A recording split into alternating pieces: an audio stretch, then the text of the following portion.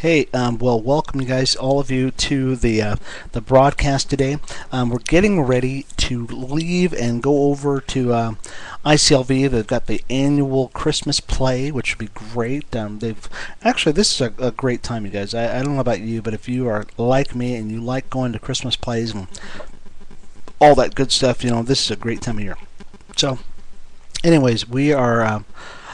Just wanted to let you know a little bit about a blog post that I did today. If you have not seen it yet, I'll tell you a little bit about it.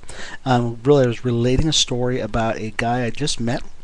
He is a Lebanese Christian who lives here in America. He's a business owner, and we got hooked up under kind of unusual circumstances, but the interesting thing about it was that this guy literally had been in the army when he was 13 years of age.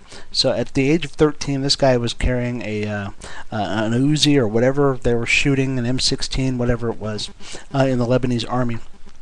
And so he's one of those tested warriors that's out there. Came to America, he and his family, his mom and his dad, and now he has his son here in the United States, and just a great guy, really was. But the interesting thing about him is his take on life, and his take on America, and his take on what America has become. And I was really intrigued with him because really he and I share a lot of the same values and a lot of the same perspectives. A very interesting perspective that he had on his wife, who is now his ex-wife, because that relationship didn't really work out real well because basically she couldn't handle the fact that his parents were living with him.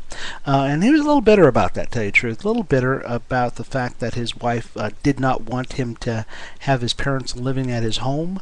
And that's not unusual, but from the way he describes it, he basically said, look, you know what, there are a lot of people in America who value dogs and animals more than they do people, and I've got to see that I've seen that a lot, where you see news stories. They'll run day after day after day about a poor animal shelter where these poor animals are in their cages and everything else, and they're suffering all this stuff, but you won't see one thing about homeless people out on the streets, or Darfur, or Haiti, or anything like that. You know what I'm saying? There's those things that you don't see. So you see there's this dichotomy where people on one hand are talking about animals and how animals are not being well treated, but there's nothing on people. You've got people who've got doggy clothes for their animals and everything else, but they wouldn't think once or twice about not giving somebody who's standing on the corner some money. It's very interesting.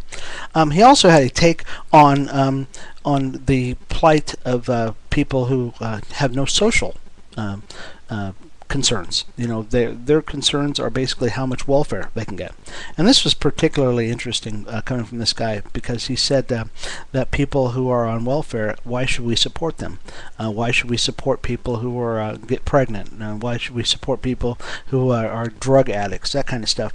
And it was a very, very interesting perspective that he had, because he said, well, why should I pay for people who decide that they don't want to live right in the first place?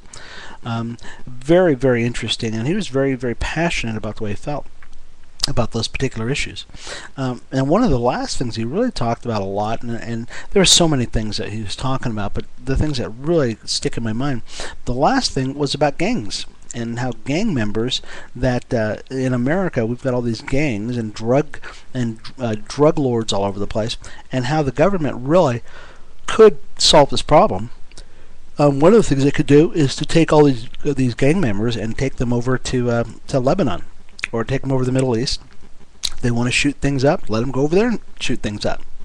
Right? Send them over there, not a problem. They could shoot till their heart's content. They could battle on the field as much as they can, instead of being in our inner cities.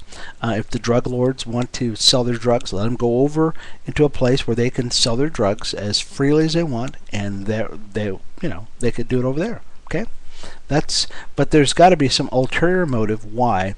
You can put a man on the moon, but you can't stop a guy from selling drugs in an inner city area where you can see him.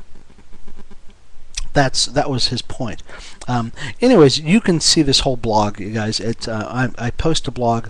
It's called ShermanRay.blogspot.com, and you can read the whole text of my interview with this gentleman. I won't even mention his name here on YouTube or wherever you might seeing this right now. But go to ShermanRay.blogspot.com and you can read the entire thing. You can also read other blogs that I've posted.